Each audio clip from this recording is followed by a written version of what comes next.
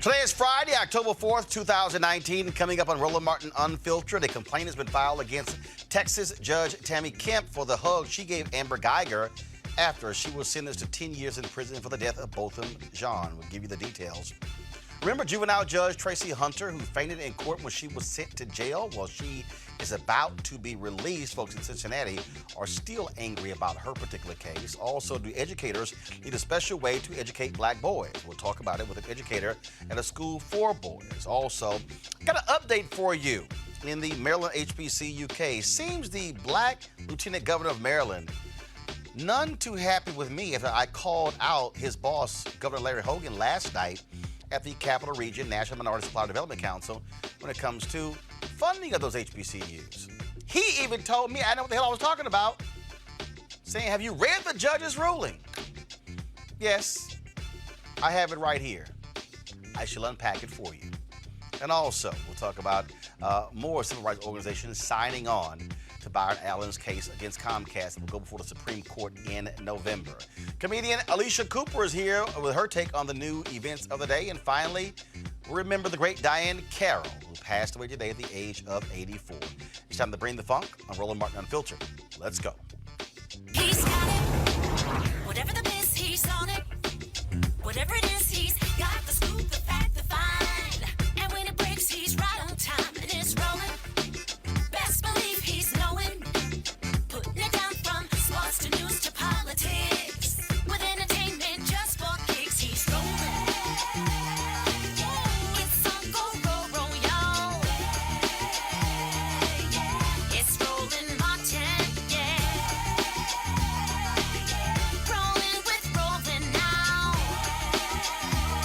He's funky, he's fresh, he's real, the best, you know he's Roland Martin now.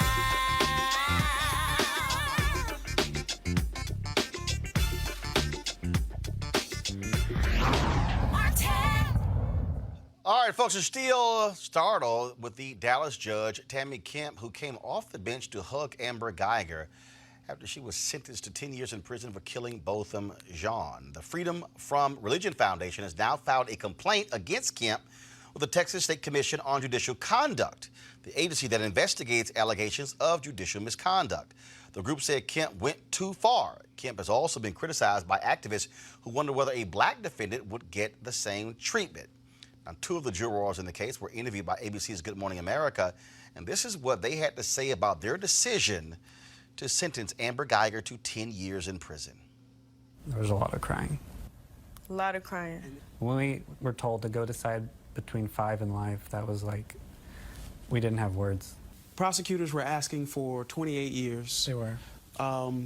You all landed at 10.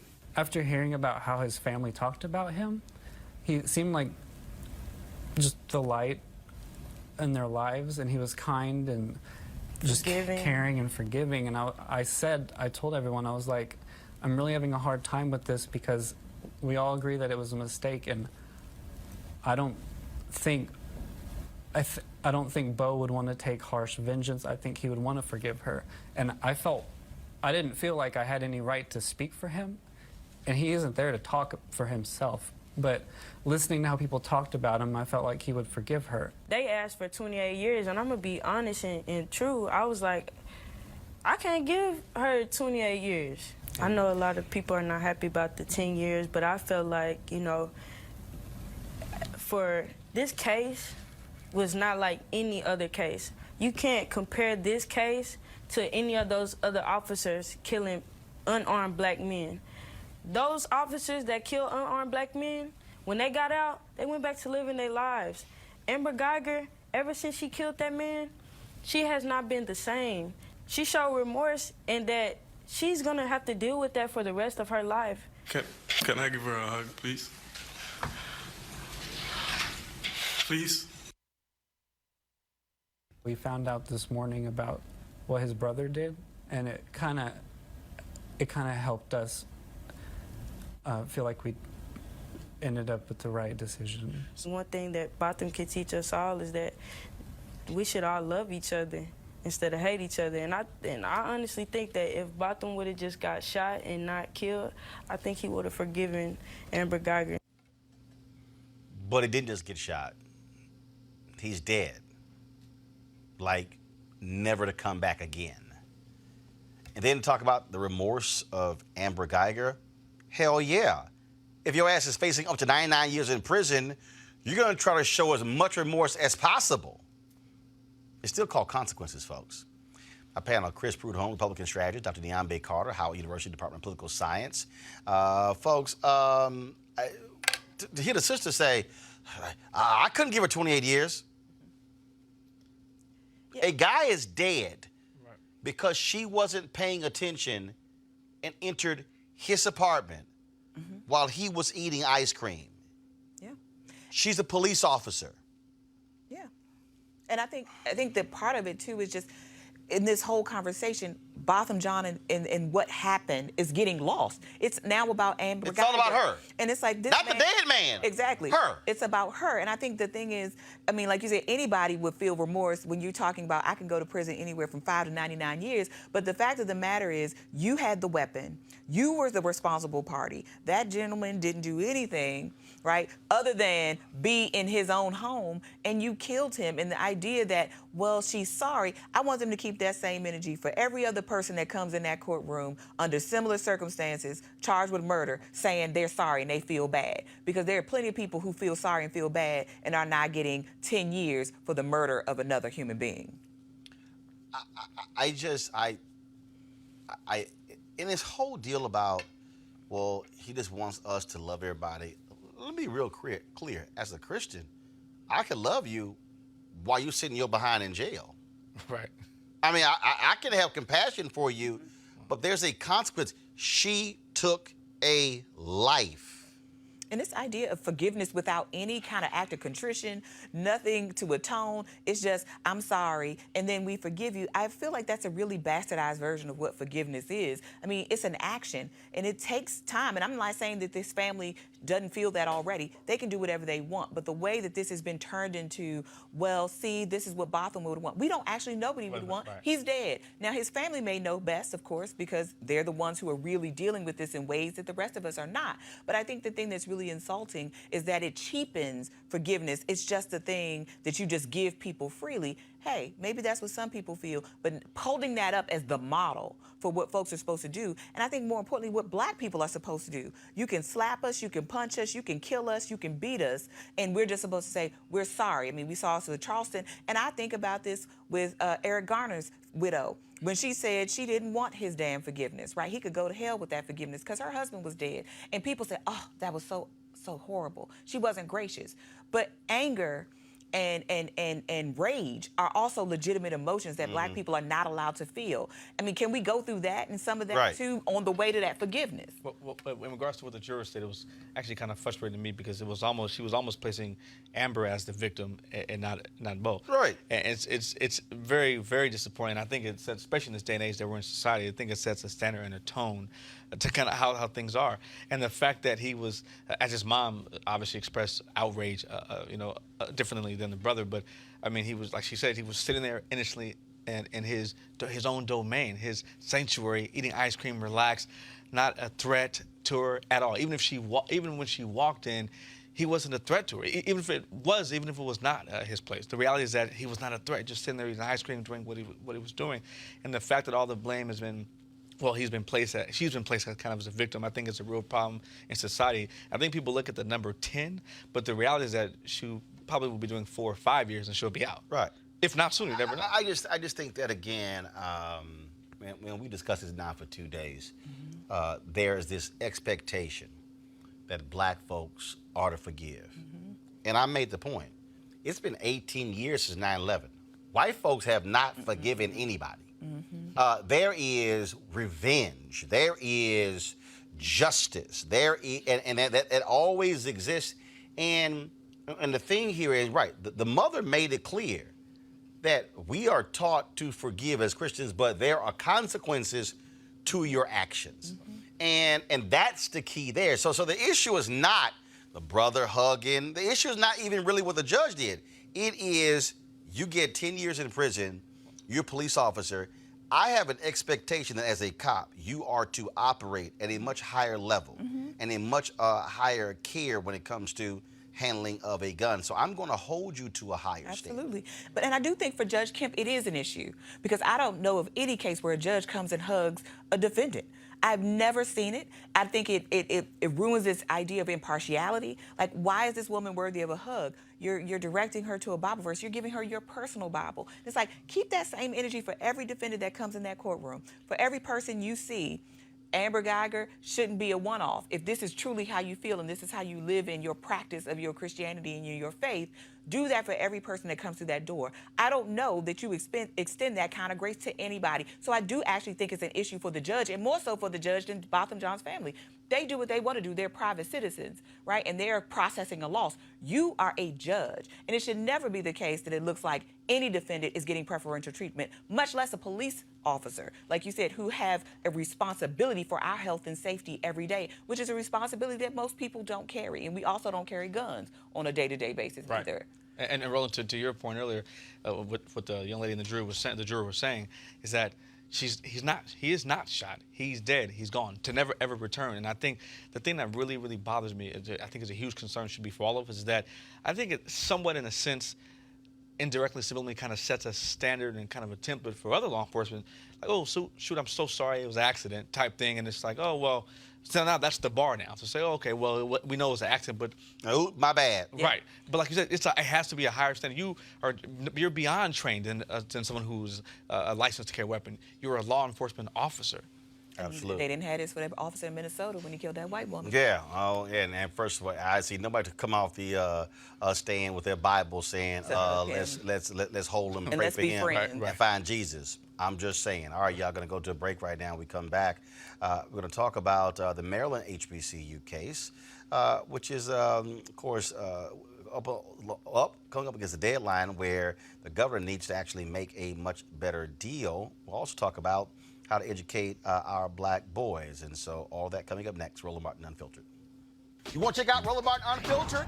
YouTube.com/Roland S. Martin. And subscribe to our YouTube channel. There's only one daily digital show out here that keeps it black and keep it real. It's Roland Martin Unfiltered. See that name right there?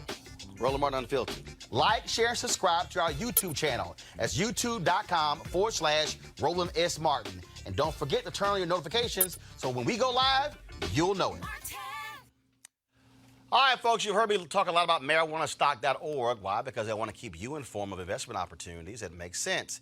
We've all watched the growth of the cannabis industry. A recent report by New Frontier Data estimates the global cannabis market at over $340 billion. Now, we know that marijuana legalization is sweeping the country state by state. We also know that marijuana has a good cousin, the hemp plant, with a much higher concentration of CBD. That means hemp gives you all the medical benefits of marijuana without getting you high. Until recently, hemp farming was practically illegal in the U.S. and heavily regulated by the DEA. However, the 2018 Farm Bill changed all of that, making it legal to grow hemp CBD in the U.S., thus creating one of the largest commodities worldwide. Very simple, folks. They need land to grow all of the plants, and that's where the folks at 420 Real Estate come in. Their business model is simple. They buy land that supports hemp CBD grow operations and lease it to licensed, high-paying tenants. That's right, they are hemp CBD landlords, and you can get in on the action. Now, what 420 Real Estate has done is grant a special to the folks who watch Roland Martin Unfiltered. Originally, the minimum investment level for this crowdfunding campaign was $500, but they've lowered it to $200. That's right, $200 up to $10,000. Now, again, let me recap. This is a $340 billion industry that is still growing. You can participate with as little as $200. All you got to do to invest is go to marijuanastock.org. It's marijuanastock.org. You want to get in the game and get in the game now. And many of you know that I am a huge supporter of charter schools, school choice, parental choice, whatever you want to call it. And why is that the case? Because I do not believe there's only one way to educate a child. Of course, I created the initiative School Choice is the Black Choice because I'm just not interested in waiting for somebody else to figure out how they should educate black folks. I believe that we should take control of our own destiny, and that is running charter schools, being in control of the curriculum, being in control of the finances, which means controlling the education of our children. Next week, I'm going to be in Denver for a town hall taking place at the Potter's House, Denver, and that's going to be taking place on Friday evening. We'll be live streaming that event as well, and it's taking this conversation there. And I'm saying that again because what I'm sick and tired of hearing is back and forth, this whole drama of the teachers union versus privatization, white folks trying to take money.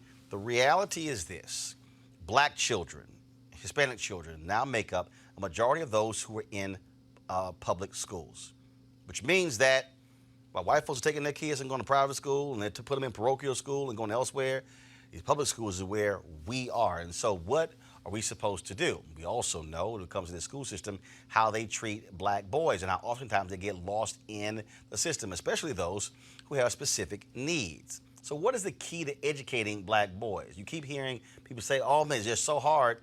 My next guest actually says, we also know how to do it. It's called putting in the work. Sean Hartnett, founder and executive director of Statesman College Preparatory Academy for Boys here in Washington, D.C. How you doing, Doc? Doing fine, thank you. So here's what I find to be interesting is that when we had our conversation during Congressional Black Caucus, and it was very interesting to me to hear the pushback of folks when you were talking about the school and when you were saying, wait a minute, hold up. I have taken the exact same young boys that the traditional system had, where they couldn't learn. Mm-hmm. They come to your school and they can learn. Mm-hmm. Yet folks say, you shouldn't do what you do. Mm-hmm. It is mind-boggling because folks don't want the idea of you controlling the school because it's not according to the system that they're used to. Mm-hmm. There's not much I can say about what you just said. I think it's very difficult to be in a space where you are trying to do really, really, really good work for a group of kids who need it more than anybody else, and you get any pushback at all. And so when you are sitting in a space where people are coming at you from every direction, and you can't figure out why we wouldn't want the group of gentlemen who we all say needs a lot of help to get that help, I don't understand it. And what was interesting to me when we had this conversation, when you said, y'all kids, y'all blowing my phone up, trying to come to my school, which says that clearly they're not getting something here. What is it? I mean, what is the difference between what you are able to do and what's happening in traditional schools to be able to get these young black boys to excel?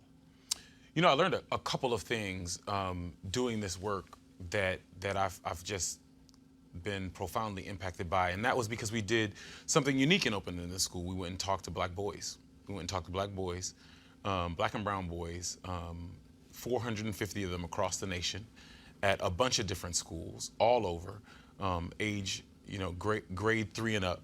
Talking to a second grader, it's hard to get them to get past the excitement of lunch, in PE. But when you start talking to kids who are a little bit older in age, it's just amazing that they will tell you what they are experiencing. They will tell you why things are going well, and they will tell you why things are not. And after 450 conversations asking these young men the exact same questions, I learned a few things. One, I don't think anybody will find a surprise. Relationships matter. Relationships matter. How these young men, we pushed them hard to describe what is it that makes you feel like you're in a relationship with a teacher, and they gave us more information than perhaps we were ready for. But they want to be in classrooms where their teachers are in control of the classroom. They want to be in classrooms where their teachers know exactly who they are, love them for exactly who they are. And what I kept finding was that these young men were saying, if you love me, then I will do your math. Right? I've never met an 11th grader, 12th grader, 4th grader who loves math the way an adult would love math, right? But they love their teacher. And if I love you, then I will do your stuff. So they kept saying that there's this trading system that boys just kind of live with. If you like me, I'll do your stuff. Whatever it is you got to. And, I mean, the amazing thing of watching a boy who's had an A in science, an A in science, an A in science, an F in science, an A in science, an A in science. And yes, well, what happened for the F? Well, that teacher didn't like me. So you decided to get an F in a subject that you've done well in all these years. Absolutely. If a young boy, all of us know this to be true. If a boy loves his teacher, he'll go through the wall for her. Go through the wall. And if they don't like that teacher, or if they think the teacher doesn't like them, they will do nothing for that teacher. And so relationships stand out front. more than anything else, how we build, maintain, and leverage those relationships for boys, black and brown boys from inner city environments, may be slightly nuanced than what you might do in other places, but the relationship is first. Second to that, you really do have to get into some excitement for them. They want to have experiences that are outside of what they normally experience. They want to be challenged. These young men want to be challenged. They love it when I walk into class and say, I got an absolutely nasty question, right? It's going to make your brain burst, right? And they're like, yes, give it to me. And they struggle with it, but they want that to happen in a place where they feel safe, and where they feel loved, and where they feel known. How many students do you have? We had 65 or 60 last year. We have 130 this year, so we more than doubled. And the makeup of your teachers? My teachers, 75% of them are African American males. We increased the number of females this year, so we do have several female teachers in the building, largely all black. When you made that point, this is what Senator Kamala Harris said at the debate at Texas Southern University about the importance of black teachers. Guys, go ahead and play that. My first grade teacher, Mrs. Frances Wilson, God rest her soul, attended my law school graduation. I think most of us would say that we are not where we are without the teachers who believed in us. I have offered in this campaign a proposal to deal with this, which will be the first in the nation federal investment in closing the teacher pay gap, which is $13,500 a year. Because right now in our public schools, our teachers, 94% of them are coming out of their own pocket to help pay for school supplies. And that is wrong. I also want to talk about where we are here at TSU and what it means in terms of HBCUs. I have, as part of my proposal, that we will put $2 trillion into investing in our HBCUs for teachers because one, as a proud graduate of a historically black college and university, I will say that it is our HBCUs that disproportionately produce teachers and those who serve in these many professions. But also, Thank you, Senator. But this is a critical point. If a black child has a black teacher before the end of third grade, they are 13% more likely to go to college. If that child has had 2 black teachers before the end of third grade, they are 32% more likely to go to college. So when we talk about investing in our public education system, it is at the source of so much. When we fix it, that will fix so many other things. We must invest in the potential of our children. And I strongly believe you can judge a society based on how it treats its children, and we are failing on that. What you're talking about, that's what she's talking about. The impact of that specific teacher, and they're seeing black men teach, which is, and I think if any of us think back to when we were in school, especially being a brother, you respond differently to a black male teacher than you do anybody else. Absolutely. And I think that I still struggle today with how people struggle with that as a reality, that these young men in particular are growing up in environments where they are in need of that male role model and that male figure, and we are giving them that. But not only that, we are working with these men who come into the building to do this work with these young men to make sure that they are right, that they are investing in themselves and taking care of themselves. Our teachers literally, Fridays and Thursday and Friday, half the day, we have therapists in the building for the adults, not for the children, to make sure that we are right when we are doing this work in front of them. Because if you are like me and you come from a background like mine, then there is a chance you can bring some of that into the classroom. And when the kids bring what they're bringing into, if nobody's dealing with all of that as a reality, and we're gonna all clash that into math, that's gonna be a difficult subject. Yeah, I mean, I was resonating with this because I did have black teachers. I had black women teachers, and I still remember them. Miss Chase was my 4th grade teacher, and that is so important. But how do you, manage or balance the sort of academic with the emotional? Because I mean, it's an emotional time for young people, and then with some, like I said, some of the background issues. How do you manage that? And also, how do you make sure that the teachers and the faculty and other staff don't get burned out? Because I can imagine some of these are hard issues that come into that building sometimes that you guys have to confront as really first responders for these kids. You are right on my street. There is definitely a reality to the fact that when you make the decision that you are going to serve black and brown boys who come from urban environments, you are with that deciding that you're going to take on some more maybe an additional level of trauma. A third of the students in our students are students with an IEP. They're students with a disability. That is significantly higher than most schools across the city, across the state, across the nation. These young men are coming in at more than 50% at risk. We knew that when we decided we would serve this population, that we would be taking on more than other schools decide to take on. And so we have decided to do some things differently than they do in other schools. We say all the time, we're not the other school. And so we spend quite a bit of time doing adaptive work with the teachers who are in front of our kids. You gotta spend time. It is a focus beyond any focus we've seen in any other school, where we are really using therapeutic practice as a part of PD all the time, and having people come in to provide, professional development and therapeutic support to teachers, not to kids. We're literally because a happy teacher makes a happy classroom. And so if we can support these adults who are oftentimes bringing in a lot more from their own lives because they're coming from backgrounds where they're carrying a lot themselves, if we don't help folks get in the room and say all of what you're carrying with all of what they're carrying inside this classroom, that could go bad or that could go good. We are an extremely resilient people, and we want to take that resilience and direct it towards outcomes for these young people. And so we've been very deliberate about that, saying we know what we're gonna put you in front of, and so we wanna support you as much as possible. Our folks overwhelmingly say this is the best place they've ever worked. And it's also some of the hardest work they've ever done. Those two things don't usually sit in the same job. Well, I think it's important. Something that you said kind of stuck with me is that I think having a therapist is really important, because you can't take the issues at home and bring them to the school.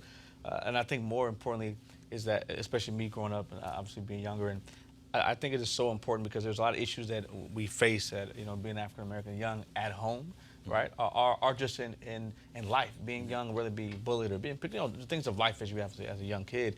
And I think being able to have a black male teacher that can empathize and that can understand everything from your situation at home to maybe you have a father that's home, with issues at the house, whatever the case may be, they're able to understand. I think they can appreciate that and empathize more than having a white male or white female teacher. But the other issue you have is that by being charter school, you make those decisions. Absolutely. And that's the difference.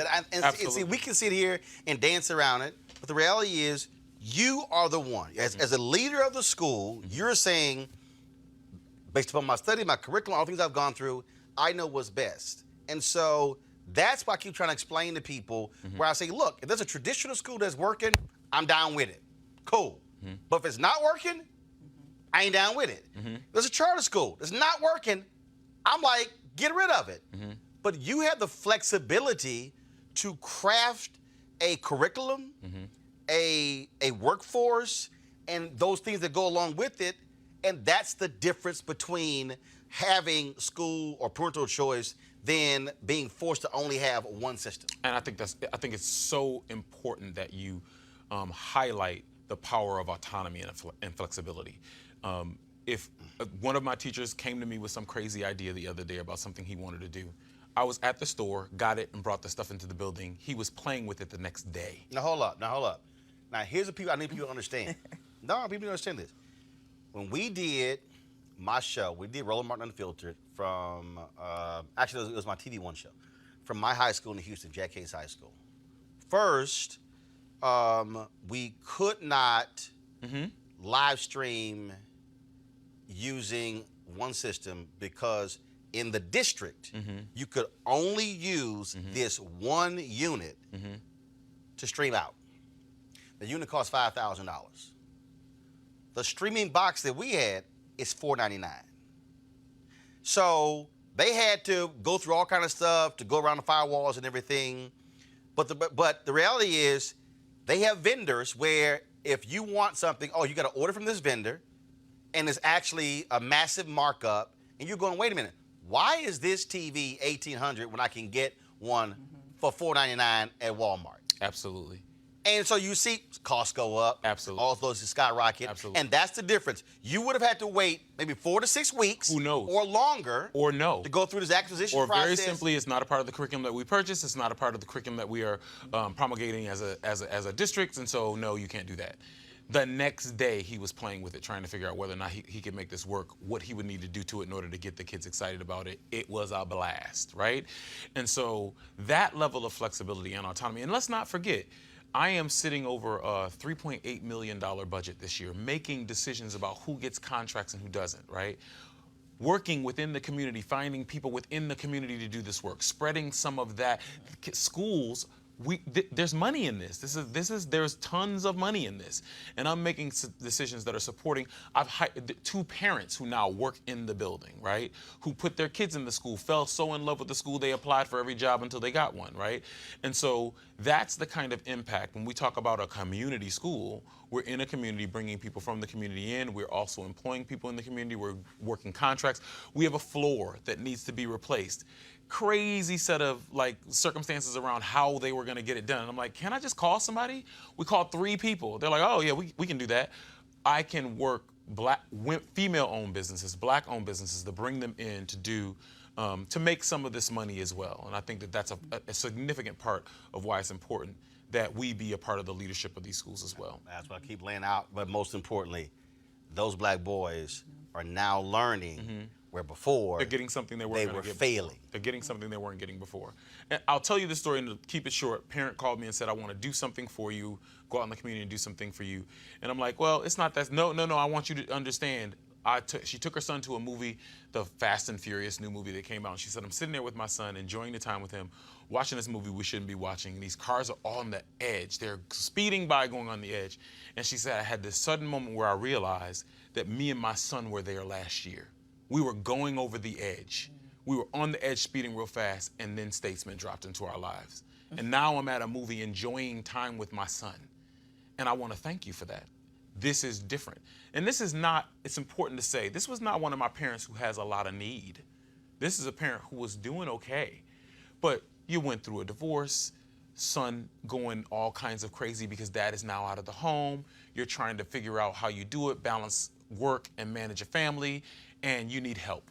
And we landed there. We created a relationship where the son isn't getting as much trouble. She's not getting calls every day. He's not getting suspended. Son's doing work. He comes home every day and talks about school. She's like, this kid has never talked about school.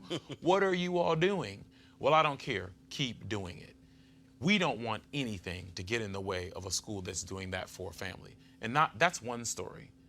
You aggregate that to all of the kids who are in our 70% of our families will tell you a story like that tomorrow. And that's why I say, so if you're traditional over here and you're not doing the job, and you over here are, I don't want you having 100. I want to see 400, 500. Because if that I disagree with you. Well, keep it small. I want to manage it. No. Forget that. I want to see 1,000 and 2,000 because we have to be able to also create scale and then begin to replicate that because you got to save as many as possible. And I think people don't understand that those formative years, those first K through 5 are the formative years, and studies don't lie. If they don't get it in those years, you're playing catch up for the rest of your life. And that's frankly a death sentence for many of our kids. So keep it up. We certainly appreciate it, man. Thanks a lot. Thank you. All right, folks, got to go to a break. We come back. We're going to talk about Maryland HBCUs. The Republican Lieutenant Governor wasn't too happy with me because I called out his boss last night at the Capital Region National Minority Supply Development Council. He even told me I didn't know what the hell I was talking about. You sure? Next, Roland Martin Unfiltered. You want to support Roland Martin Unfiltered? Be sure to join our Bring the Funk fan club. Every dollar that you give to us supports our daily digital show. There's only one daily digital show out here that keeps it black and keep it real as Roland Martin Unfiltered. Support the Roland Martin Unfiltered daily digital show by going to RolandMartinUnfiltered.com. Our goal is to get 20,000 of our fans contributing $50 each for the whole year. You can make this possible. RolandMartinUnfiltered.com.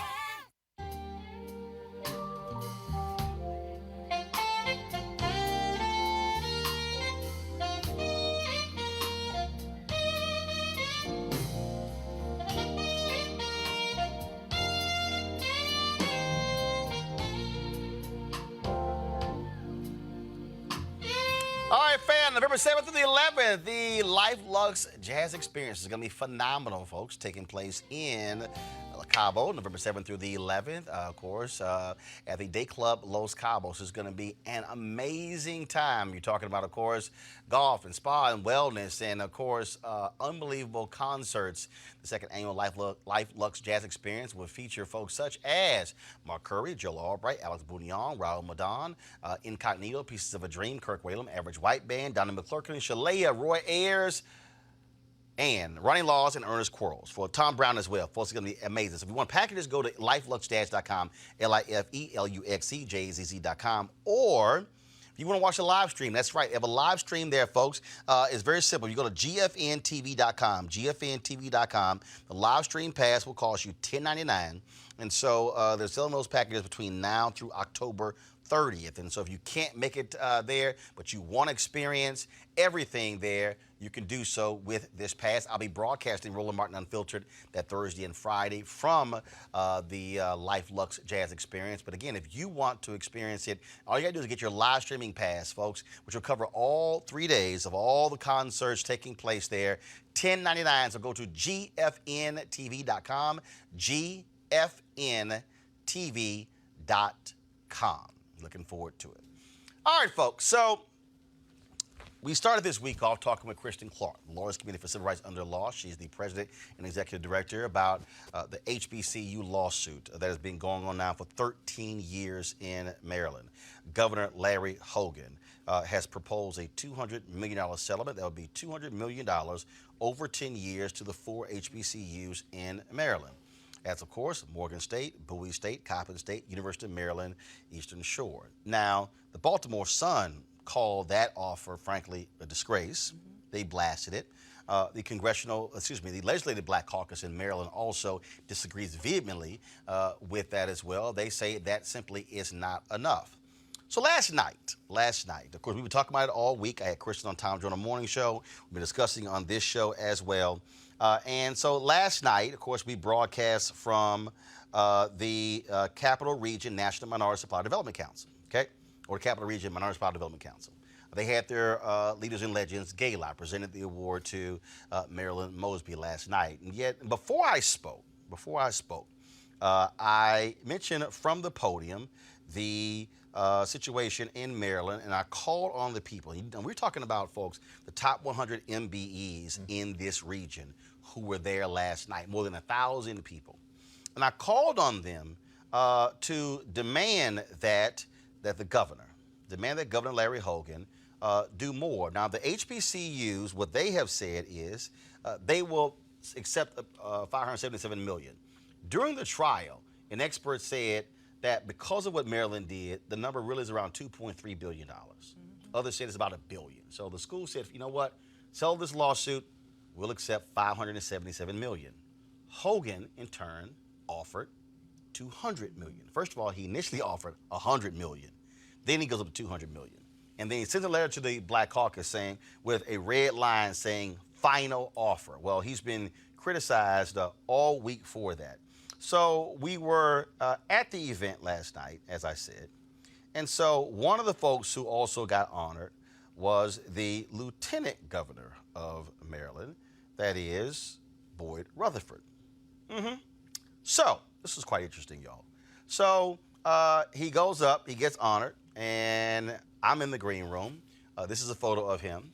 So I'm in the green room, and he comes through the area. I walk out, shake my hand. He goes, you really don't know what you're talking about on this Maryland case. I said, oh, really? I don't. I said, I've only been covering this case for the last 8 years. Yeah, you know what you're talking about. You know what you're talking about. Have you read the judge's ruling? I said, you do know that I've had the lead lawyers on the show numerous times explaining the case. Also on this show, I had the Republican Attorney General candidate who was running, who talked about the case. After he came on, the current Democrat Attorney General in Maryland came on the show, and we talked about the case. But you know what you're talking about.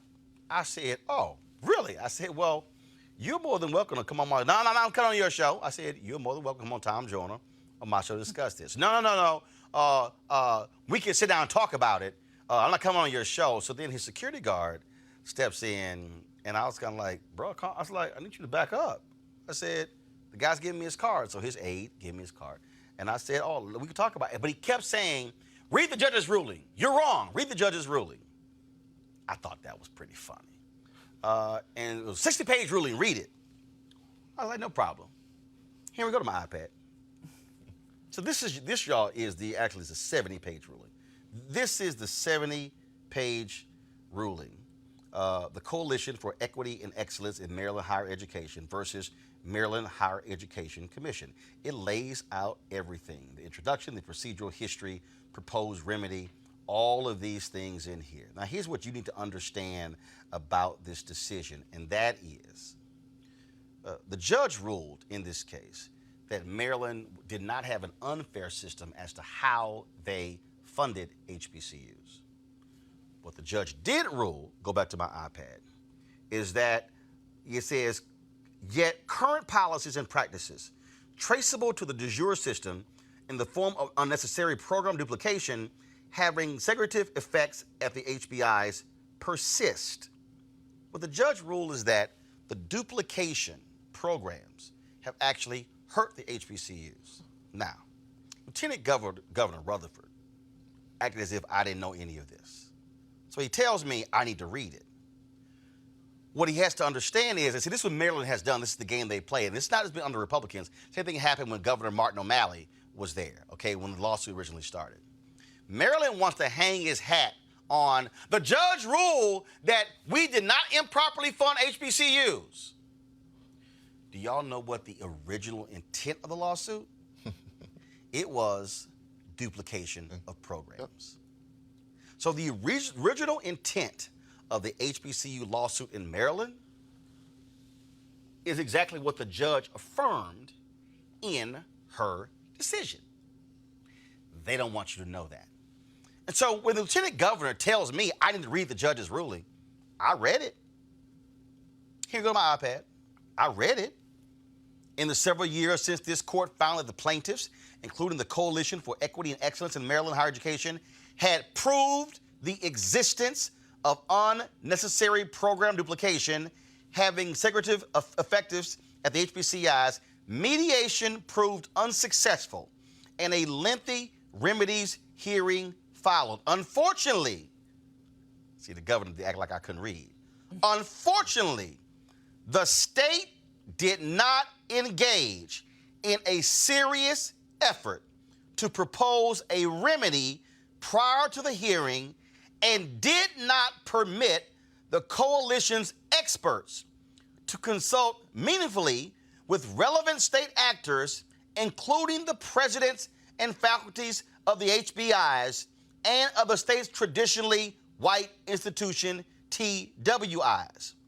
As more fully explained below, the court is forced to conclude that neither side's proposed remedies are, for different reasons, sufficiently practicable, educationally sound, and likely to achieve the greatest possible reduction in segregative effects to justify ordering their imposition.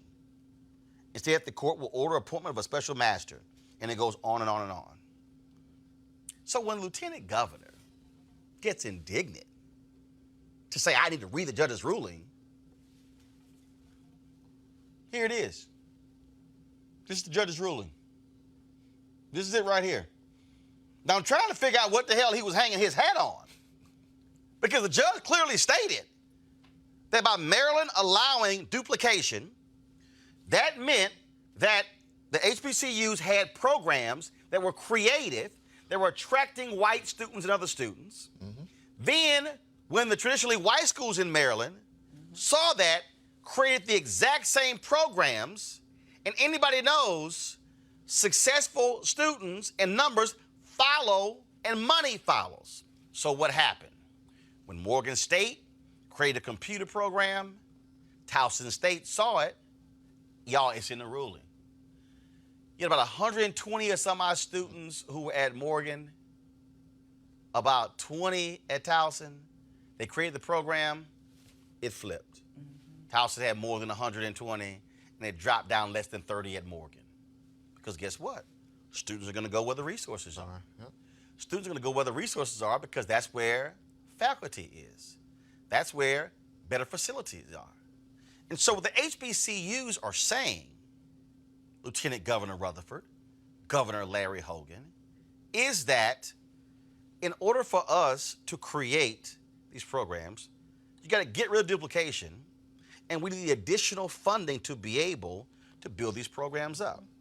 Hogan wants to give $200 million over 10 years for HBCUs, which means that's an average of $5 million per HBCU per year. Now, Hogan also wants to hang his hat on by saying, in the last 5 years, our budget has provided $1.15 billion to HBCUs, the most ever. That's your damn job. You don't get a pat on the back because you do what you're supposed to do. The problem is the state doesn't want to settle. So, Lieutenant Governor Rutherford, what exactly is your point? Telling me to read this judge's ruling. So when the show's over, I'm going to send an email to his aide, the brother who handed me the card, and I'm going to say, decision read. Now, when do you want to talk? Because it hasn't changed anything. Look at my panel. I want to bring in Eugene Craig here. Eugene, what is laughable here is that, again, Maryland wants to say the judge made it clear that there was no unfair funding practices. Yeah. Now, boo, I need you to focus on what the judge did say. Okay, so that issue has been that there's no unfair how HBCUs are funded in Maryland compared to TWIs. But Maryland won't deal with the duplication of programs and the remedy. Yeah. And that's the problem. It is a problem. All 4 HBCUs are hurt. You use the example of the computer science program at Morgan and Towson. I mean, Coppin and Bowie both have nursing programs, and you've seen nursing programs pop up at Towson and other PWIs. Engineering program between Morgan and Maryland. So it's an issue. I think Lieutenant Governor Rutherford should come on the show and should address this to a black audience. That's my stance to say as a former vice chair of the Maryland Republican Party that was elected after Larry and Boyd were elected. I think both Larry and Boyd served in the Ehrlich administration. They should probably take a page out of former Lieutenant Governor Steele's book. When Michael Steele was Lieutenant Governor, he made it an issue. He made it a priority to make sure that the HBCUs in Maryland got the resources they need, and that was including specialized program funding. A lot of the buildings you see at Bowie right now, I went to Bowie State. The CLT building and the business building were both funded under the Ehrlich administration. And so, Boyd, needs to somewhat get off his high horse. He needs to come talk to his black audience, talk to Joyner, and talk to any other black audience that wants answers on this. And then, and this is my position, if the state doesn't want to settle, okay, then I think the special master to come in and mandate the state fully fund this at the $1.2, $1.3 billion is actually going to take to really close that gap. It was laughable, Dr. Carter, to watch Lieutenant Governor's reaction last night, telling me I know what I was talking about. And I'm sitting here going, dude, you lost. But we can you lost. And we can also count. And I think that $200 million figure is such an insult. I mean, you can't do anything on anybody's university campus with $5 million. I mean, where is that? Can I give you a little alley-oop here? Just to put things in proper perspective, right? In my last year at Bowie State University, the state funded Bowie State at roughly about $40 million. That was about a third of the budget for Bowie or whatever. You add $5 million to that, that's a drop in the bucket. That's not even a building. Yeah. That's not even a rehab on a dorm. And I think what's more problematic about this, it's not just Maryland. It's North Carolina. It's Alabama. It's Mississippi. It's Texas. It's all these state where they are happy to have HBCUs do more with less, and we make things, and everybody else gets to take things and get the credit. And what the other underlying part of this is, these PWIs, what people are going is to the prestige as well, right? Yep. So it's not just that people are going over to Towson because Towson has the facilities and the faculty. Towson is also believed to have the prestige and all these things that a Morgan State and a Bowie State don't have, and they don't have it because the state has systematically underfunded these schools for decades. But again, the key here is that the judge ruled that it wasn't underfunded. But the duplication of programs serves the exact same purpose. And what is amazing to me is to watch this governor. And let me be real clear and see all the people out there saying, yeah, but it was a Democrat before Hogan. Right. Yeah, and we covered the story then too. The reality, though, it doesn't matter if it's Democrat. I'm calling out the Maryland legislature. Yeah. Because here's the deal. Here's what's going to happen here. If they don't come to a settlement this week or next week, this goes back to the Court of Appeals, and they actually will render a decision. They've been trying to mediate this whole thing. The reason that's important is because you mentioned North Carolina. North Carolina is covered under this Court of Appeals. So, whatever decision is rendered by this Court of Appeals has the effect and the impact on these other states. North Carolina has 10 HBCUs, the most in the country.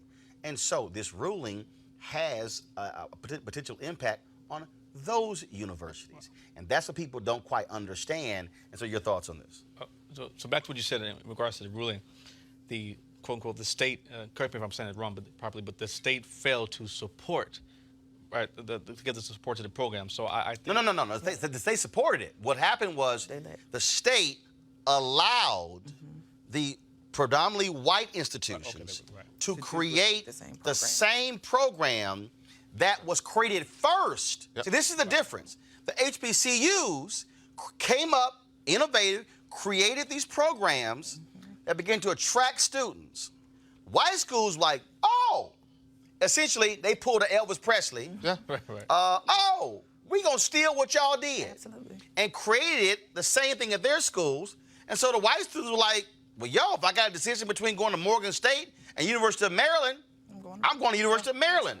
Because when you talk about the Maryland Higher Education Coordinating Board statements in Texas, you want people going to schools based upon the majors. And so what the judge said is that Maryland allowed this segregation to go on because they threw so much money into the programs at the predominantly white institutions. Same program at the black school, not the same amount of money.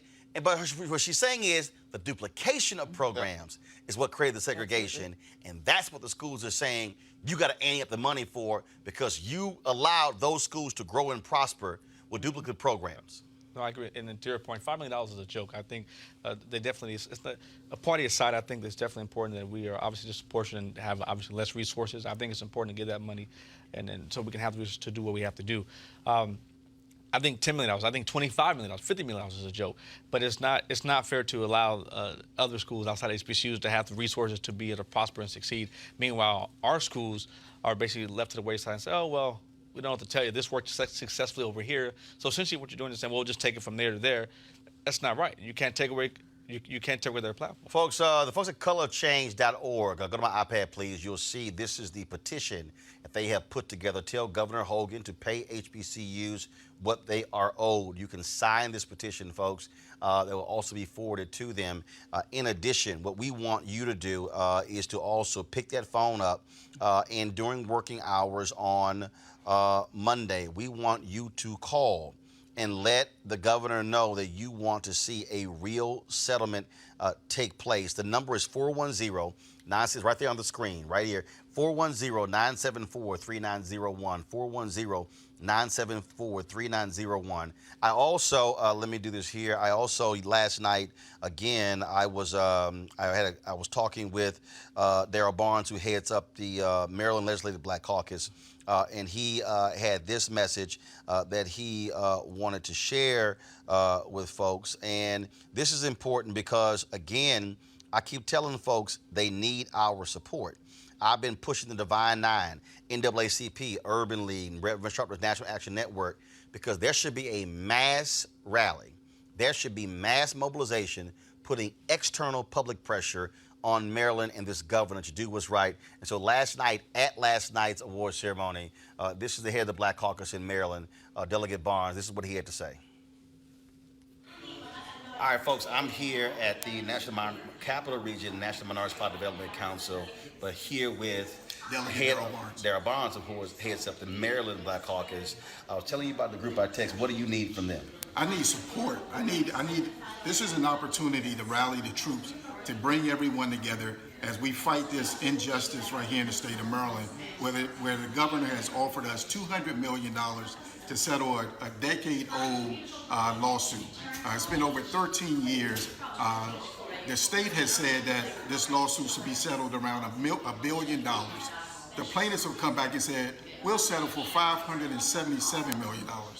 The governor sent me a letter and redlined it and said, take this $200 million or leave it. That's unacceptable. And I believe that we can do more. I believe that we need more help. The legislators are doing what we can on the inside, but I need your help on the outside so we make a statement to let the governor know that we're not taking it. All right, folks, we're going to make it happen. Again, this is where public protest has to happen. Absolutely, absolutely. And I think the thing is, it shouldn't be the case that we are always begging for the scraps and we're always waiting till it gets to this point. Like I said, this is a decade-long case at this point. We know people who graduated from these schools, but they can't be the only people advocating for these schools. Right. We all have an interest because really HBCUs are the economic engines in these states and in the places where they're located. They're producing doctors, lawyers, judges. They produce more of those folks in STEM than any of their PWI competitors. So HBCUs actually have a real value here, and we have to make other people see that value. All right, folks, going to go to a break. When we come back, we're going to talk about Diahann Carroll, legendary actress, passing away today at the age of 84. This is Roland Martin Unfiltered. You want to support Roland Martin Unfiltered?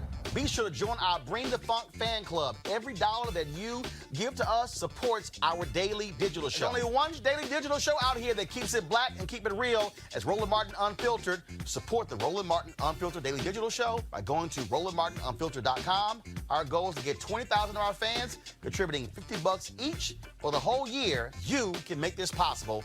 RolandMartinUnfiltered.com. All right, folks, today we, of course, got some bad news. Diahann Carroll, one of our most iconic actresses, passed away today in Los Angeles at the age of 84. Her daughter said she had been suffering from breast cancer for the last several years. Her starring role in the television program Julia was the first time that little black girls and black boys could see, frankly, somebody in African-American in a non-servant role on television.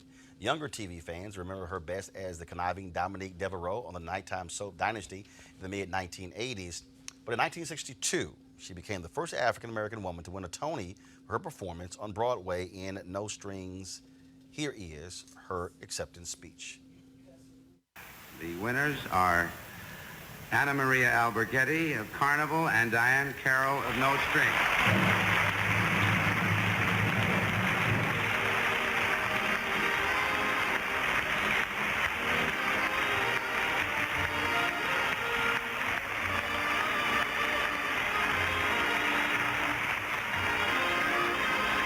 Diahann Carroll leaving her table where she was seated next to Mr. Kiley and Richard Rogers, going up to the stage. This award for her appearance in No Strings.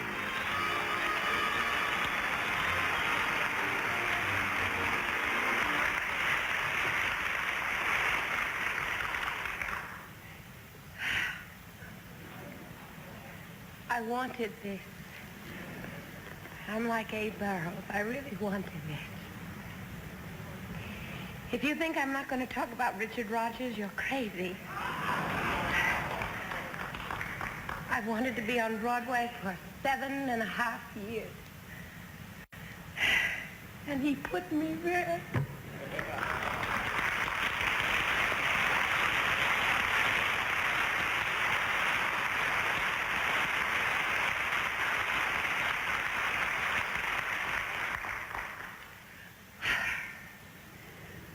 I would like to go on and do other things, but I will never forget. Because this man knocked on my door. He called me. And I love him. And thank you very much. Tributes have poured in all day. Taraji P. Henson tweeted this: R.I.P. Diahann Carroll, thank you for paving the way. It was an honor to know you, Queen. Your legacy will live on through us all. Viola Davis, my greatest blessing is that I had the honor to connect with you on a personal level. You shared your humor, your mess, your mistakes, your talent. You were authentic. As a woman and actress of color, that will be your legacy. Ava DuVernay tweeted, Diahann Carroll walked this earth for 84 years and broke ground with every footstep. An icon, one of the all-time greats, she blazed trails through dense forests and elegantly left diamonds along the path for the rest of us to follow. Extraordinary life. Thank you, Miss Carroll. And this from Debbie Allen. Diahann Carroll, you taught us so much. We are stronger, more beautiful, and risk takers because of you. We will forever sing your praises and speak your name. Love, love, love, Debbie. Of course, Diahann Carroll has lived an amazing life that her family and friends can be proud of, and so certainly, job well done, Diahann Carroll. I want to go to our panel real quick here. Robert Townsend cast her in the movie The Five Heartbeats, and we had reached out to him and was not aware at all of her passing, and was shocked by it. She battled breast cancer. Last I saw her was when she was actually at the MLK Memorial in 2011. She was part of the program there as well. And the thing about that I can say, if you ever obviously watched her or met her, she operated with a certain air. And when you approached Diahann Carroll, you approached her like you're supposed to approach a grown woman. That's how she carried herself, Dr. Carter. Well, I mean, she's absolutely elegant and probably one of the most beautiful women we've ever seen. And I loved her as Marion Gilbert. That was my Diahann Carroll. I remember her on Dynasty, but it was Marion Gilbert. And I think one of the things that gets lost is how funny she was. I mean, she was incredibly funny, had great comedic timing. And I just wish we would have gotten that Patti LaBelle, Diahann Carroll spinoff from Different World, because I think that would actually been a real bonus. Well, yeah, those of us who watched A Different World certainly remember all of that, her playing Whitley's mother on that show as well. It's amazing. Well, I'll jump in. The thing is this, I think we can attribute this era that we're living in right now of black girl magic, of black women, really, really coming into their stride in the arts and media to Diahann Carroll, to the walls that she, took a sledgehammer through. And I think, it's incumbent upon us to make sure that her legacy doesn't die. A lot of people also remember Claudine, the role she played there as well, but the other thing is that she also played a pivotal role during the Black Freedom Movement. And the thing people forget is that some African Americans were saying, why wasn't Sidney Poitier doing what Harry Belafonte and Dick Gregory was doing? Dr. King said, look, we need y'all doing what you do.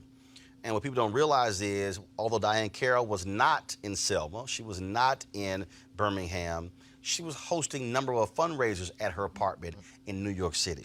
So while folks were marching, you had to have somebody who was raising the money that was bailing folks out of jail, and that was huge in terms of her role in the civil rights movement. Right. No, I think she obviously left a great legacy, and I think importantly that we don't talk about on an often daily basis, it's important to have black women role models that are at a prestigious level. Just look at her acceptance speech, her poise that she had. I think she was absolutely incredible. And I think, nothing against our rappers and things like that today, but we just need more women black women who set a high standard and a high bar as you should be as a black woman. Again, Diahann Carroll passes away at the age of 84. Next week, we'll continue to remember her and share more remembrances from Black Hollywood. Got to go to a break. We come back. Might as well end this week with a little funny stuff with my next guest. She got something to say about life, and we'll break it down with her next. Roland Martin Unfiltered.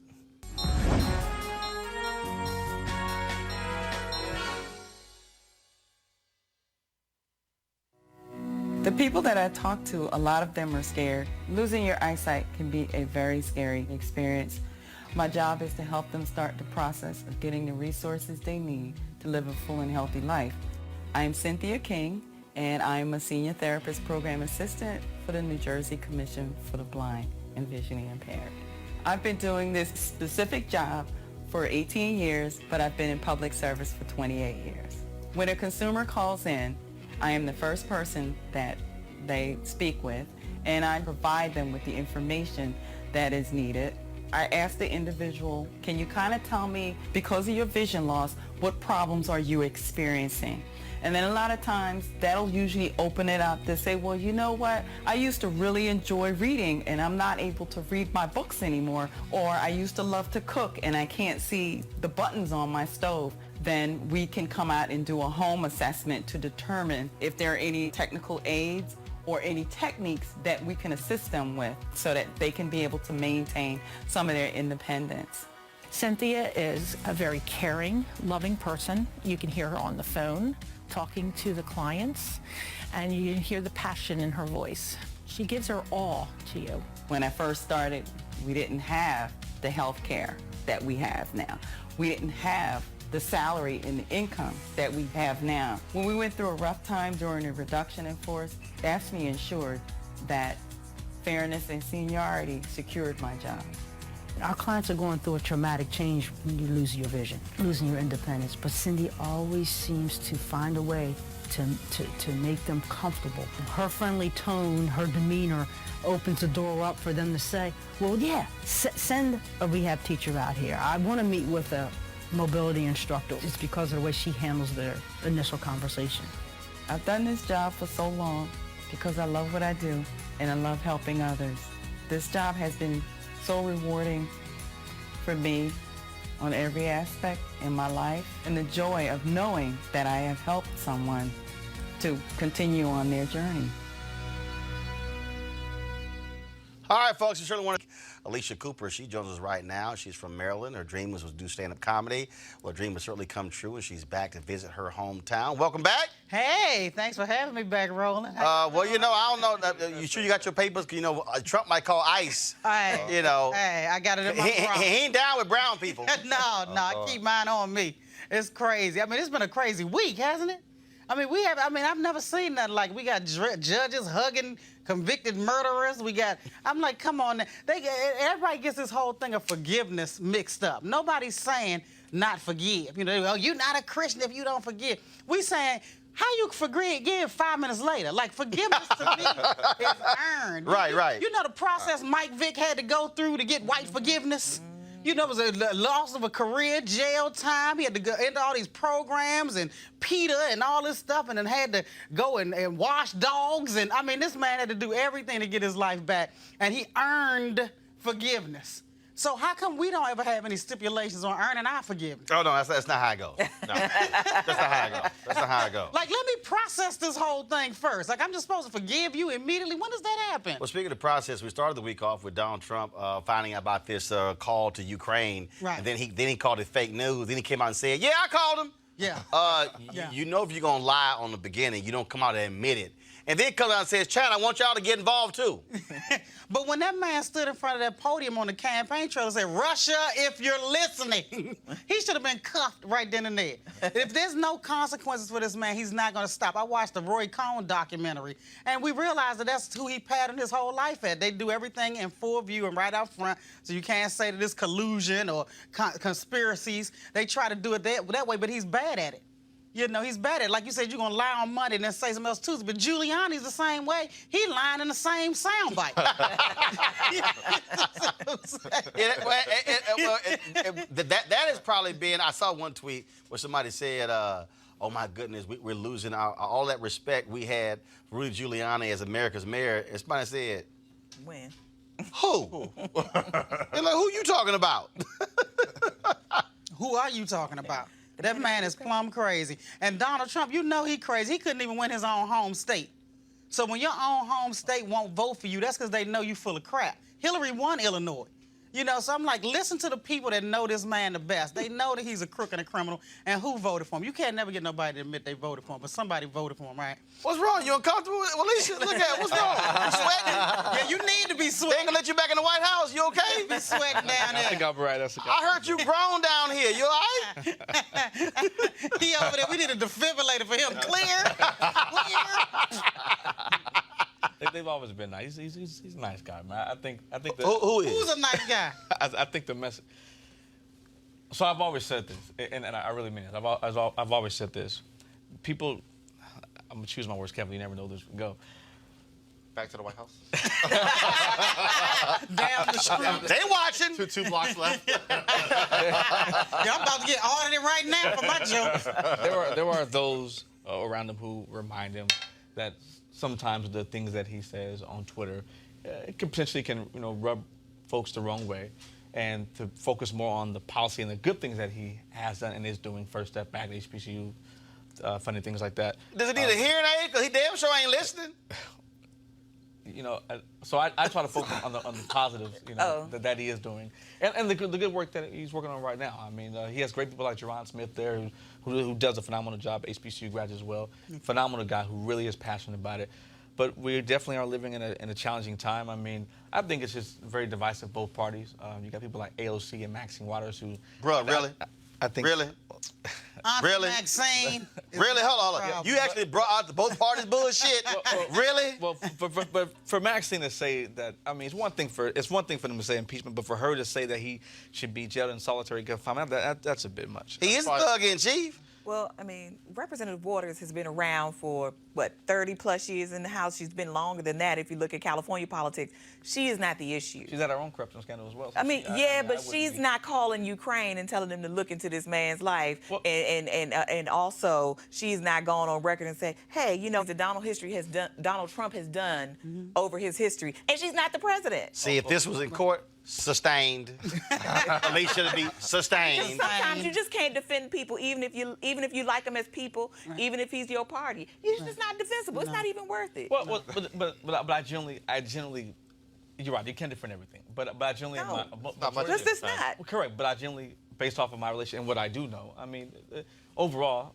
I mean, I say what I mean. Somebody loved Hitler too, but that don't make him a good person. He's not forgivable. I would venture to say we probably know the same thing, and the thing is that there's very little you could defend Donald Trump at this point. Oh, I mean very, very minutely. You mean on that issue, or I mean hell on any issue. I mean life. Very broadly. This is a whole other. We running out of time. This is a whole. This is a whole other conversation. We got time for that. Hold on. Let me help you out. This is my shit. Okay, all right. We don't run out of time. I own all this. Right. So, Shell, we can go to 9 o'clock. Right. So, we don't know we out of time. We've done that before. We've done that before. Don't be trying to look to the clock when the seat getting hot. Right. And we all know the only person he ever hired that was qualified to do their job was Stormy Daniels. So we don't know nothing else about no Donald Trump and his administration. It is horrible, and people need to get up and vote this time. People want to say, oh, your vote doesn't count. It does count if you use it. But when we focus on a more policy, right? This man, all throughout the whole campaign trail, he didn't have one policy.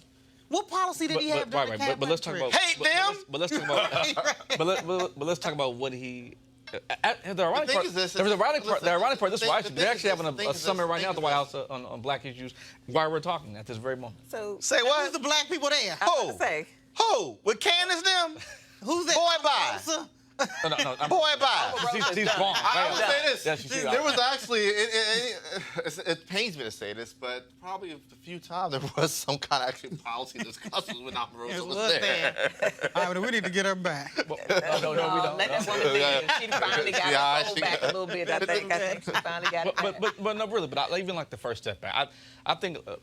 The thing with the first step back is that you have folk like Rand Paul, you have folk like Cedric Richmond, you have folk like Maxine Waters that were working on that well before Donald Trump entered the scene.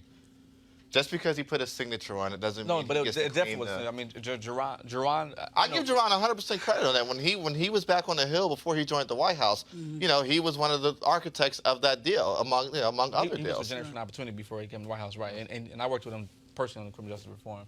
I mean, but look, the reality is that he definitely is doing all he can do. He is doing a substantial amount of. But the thing is this. The thing is this. One more point. But the thing is this, right? Jerron's a brother. That's a big brother to me, all right? But if we're gonna, and I think one day Roland probably should facilitate this conversation. We're gonna have a real conversation about the Trump White House. Right. There needs to be a conversation why there are no black senior staffers in the Trump White House. Right. Well, first of all, and I'm with you on that. But first of all, you have to get people that want to be there. You do. And I can rattle off. Let me tell you something. I can rattle off a list of probably 50 people right now that would. Alycia, here's what I think is funny. Here's what I think is real funny here. Okay. This is sort of like to be a black conservative and try to defend Trump. It's sort of like that dude who don't see his kid all year, ain't bought no gift, ain't paid child support, but he come in with a damn Hot Wheel and then say, you ain't gonna give me a hug?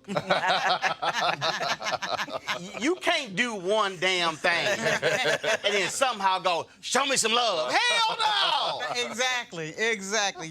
You nailed it. That is the administration. But y'all got a hard job. Every time you start talking, this man get parked. He got to listen to water. This is a stressful situation for you. So let me ask you a question. We talk about this all the time, different people. Honestly, I want to ask you an honest question. Look, he was getting ready to go for the water.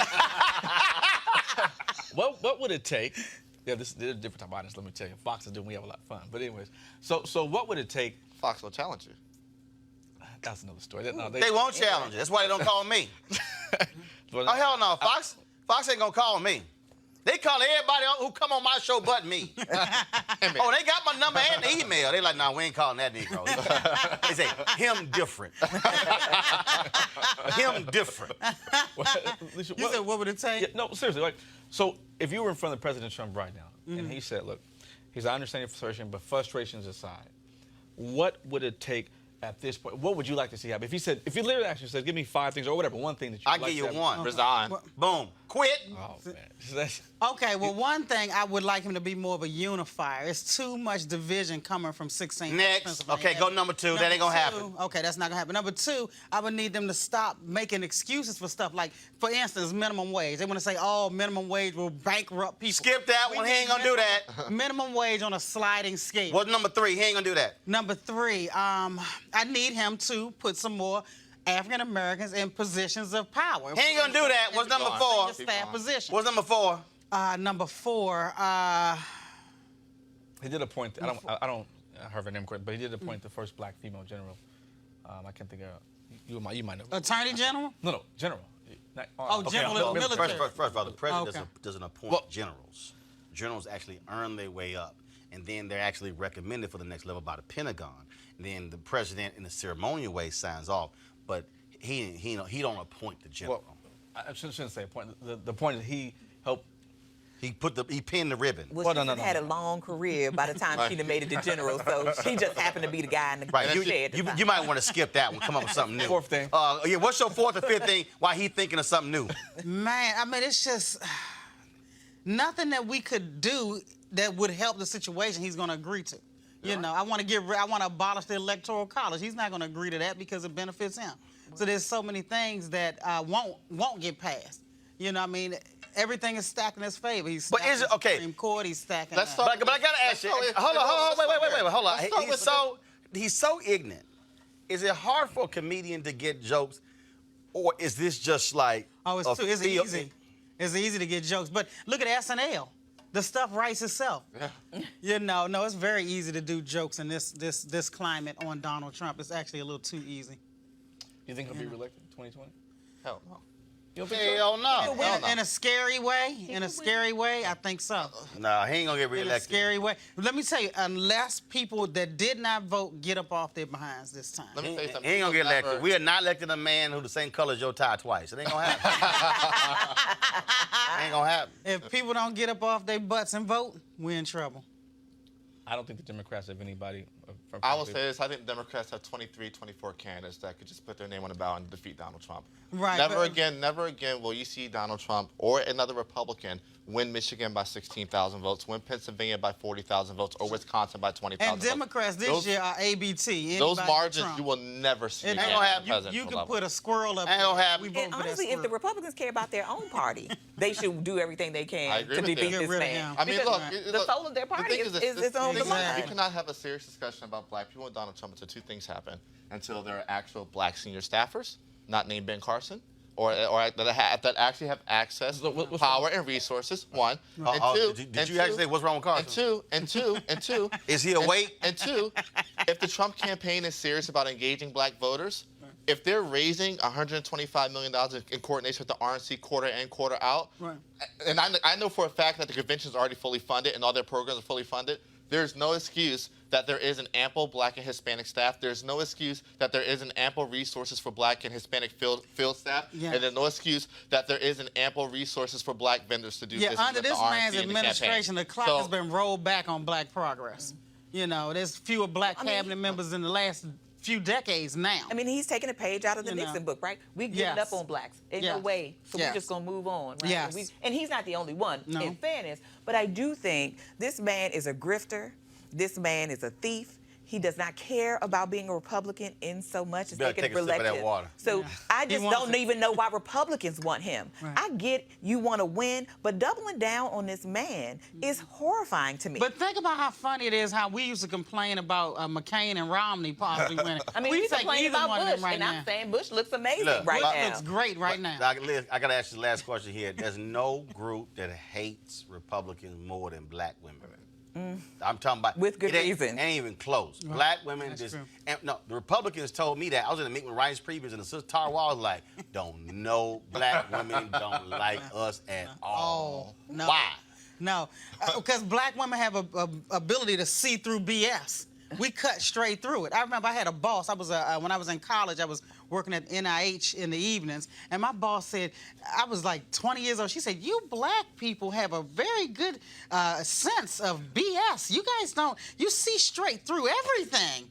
And at the time, I was too young to realize what she was saying. But then years later, I was like, she is exactly right. We have this sixth sense. We can smell it a mile away. We can see it. We know it. We don't have time for BS because we already have too much responsibility as it is that we can't afford to have the wrong person get a certain And job. not to mention that their policies disproportionately hurt us, right? When you talk about hurt us. access to abortion, access to birth control, a fair minimum wage, a living wage, child care provisions, environment, right? We're still talking about, you're talking about black women. So yes, we got real beef with Republicans. And I actually think there could be some space in there, but there will be no space to have a conversation about black people and Republicans as long as this man is the face of your party and you all continue to double down on his lying, sleazy, filthy, inhumane policy. This man is regularly and routinely in violation of international human rights laws. Not to say he's the only one, but talk about that border. Ain't gonna happen, Chris. Talk about Chris. Ain't gonna happen.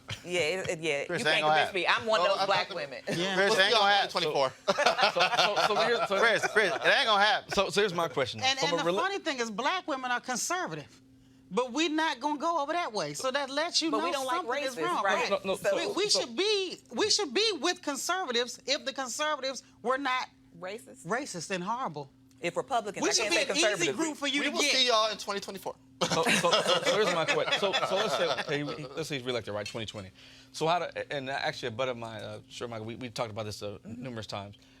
So really, how do we, as a culture, come together and say, okay, look, let's say he's reelected, right? Okay, great. So now you have 8 years. So how do we say, listen, it is what it is. Those that are frustrated, or whatever, don't like him, whatever. How do you say, okay, look, now we have 4 more years? Okay, first of all, we can't just sit back and say, first well. First of all, you ain't got 4 more years. Okay, so this is now October 2019. I'm talking about 2020 once he wins the re-election. No, he ain't gonna win.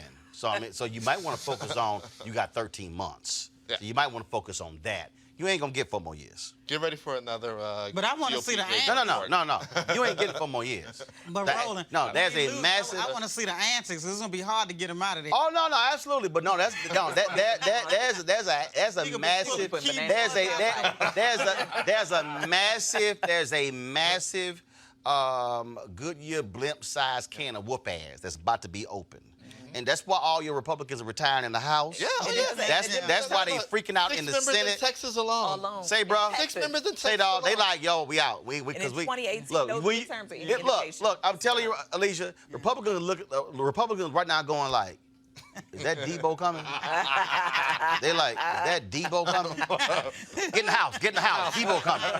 Get in the house. He better whip all of our asses out here. Can't even sit on the porch. Nope. That's what y'all buy. I'm just trying to let you know. So I'm just saying, I mean, and get, all them white folks in Ohio ain't gonna say you this time. Nope. Ain't gonna work. Alycia, how can folks reach you? Where you performing next? I'm gonna be at Comp Sports Cafe in Bowie tomorrow night at 7 p.m. So you can get where? online.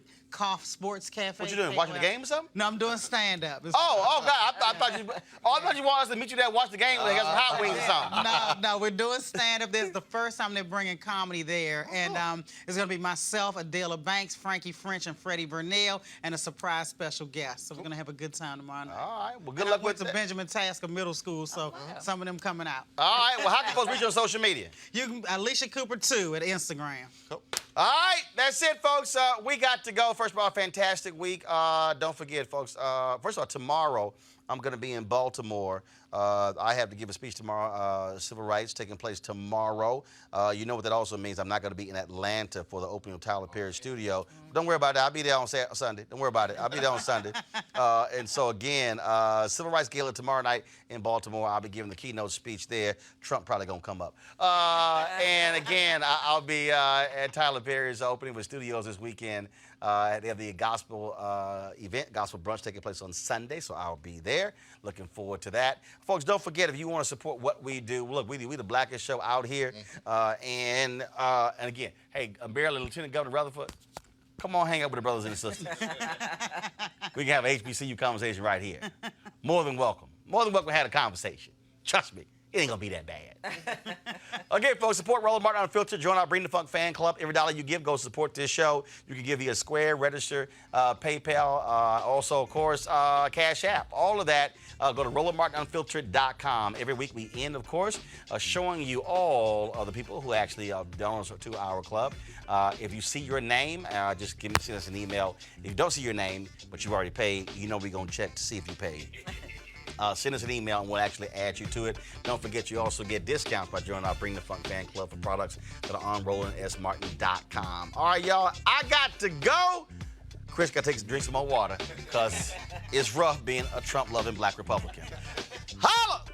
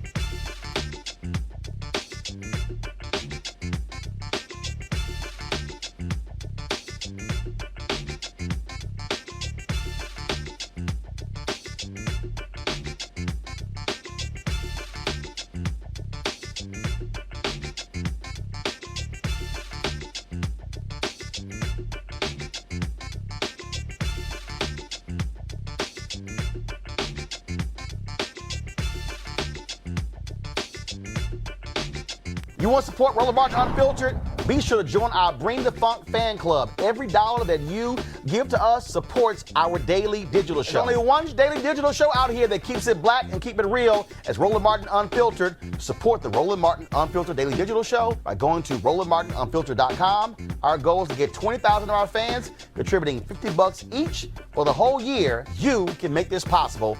RolandMartinUnfiltered.com. Hey fam, want to check out Roland Martin Unfiltered, the blackest show on all of digital, cable, and broadcast. Check out our audio podcast. There's only one daily digital show out here that keeps it black and keep it real as Roland Martin Unfiltered. Press play. You want to check out Roland Martin Unfiltered?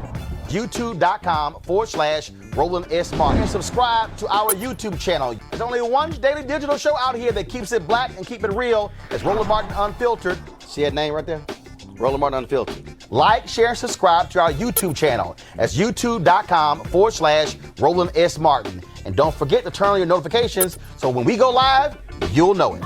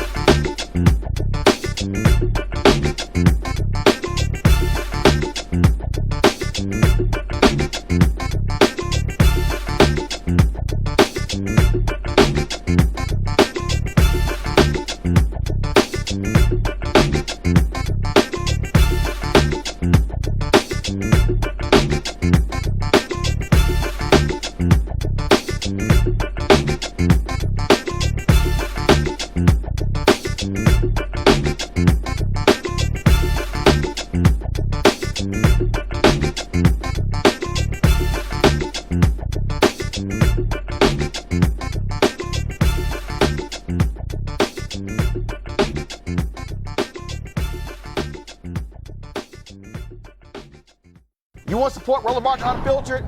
Be sure to join our Bring the Funk fan club. Every dollar that you give to us supports our daily digital show. There's only one daily digital show out here that keeps it black and keep it real as Roland Martin Unfiltered. Support the Roland Martin Unfiltered daily digital show by going to RolandMartinUnfiltered.com. Our goal is to get 20,000 of our fans contributing $50 each for the whole year. You can make this possible. RolandMartinUnfiltered.com.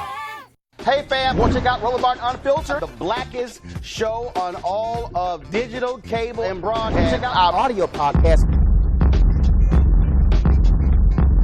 There's only one daily digital show out here that keeps it black and keep it real as Roland Martin Unfiltered. Press play. You want to check out Roland Martin Unfiltered? YouTube.com/Roland S. Martin. And subscribe to our YouTube channel. There's only one daily digital show out here that keeps it black and keep it real. It's Roland Martin Unfiltered. See that name right there? Roland Martin Unfiltered. Like, share, and subscribe to our YouTube channel. That's YouTube.com/Roland S. Martin. And don't forget to turn on your notifications so when we go live, you'll know it.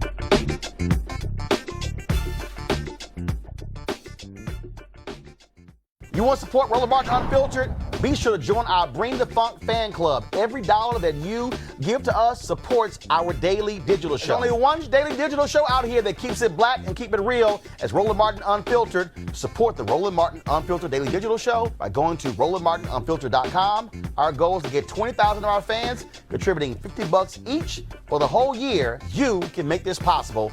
RolandMartinUnfiltered.com. Hey fam, want to check out Roland Martin Unfiltered, the blackest show on all of digital, cable, and broadcast. Check out our audio podcast. There's only one daily digital show out here that keeps it black and keep it real as Roland Martin Unfiltered. Press play. You want to check out Roland Martin Unfiltered? YouTube.com/Roland S. Martin. And subscribe to our YouTube channel. There's only one daily digital show out here that keeps it black and keep it real. It's Roland Martin Unfiltered. See that name right there? Roland Martin Unfiltered. Like, share, and subscribe to our YouTube channel. That's YouTube.com/Roland S. Martin. And don't forget to turn on your notifications so when we go live, you'll know it.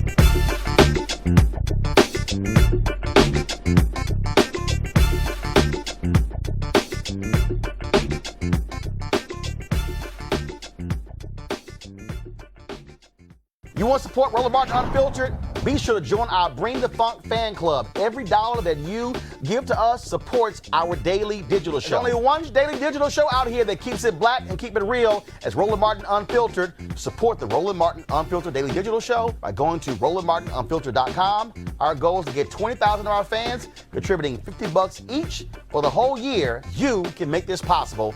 RolandMartinUnfiltered.com. Hey fam, want to check out Roland Martin Unfiltered, the blackest show on all of digital, cable, and broadcast. Check out our audio podcast. There's only one daily digital show out here that keeps it black and keep it real as Roland Martin Unfiltered. Press play. You want to check out Roland Martin Unfiltered? youtube.com/Roland S. Martin. And subscribe to our YouTube channel. There's only one daily digital show out here that keeps it black and keep it real. It's Roland Martin Unfiltered. See that name right there? Roland Martin Unfiltered. Like, share, and subscribe to our YouTube channel. That's youtube.com/Roland S. Martin. And don't forget to turn on your notifications so when we go live, you'll know it.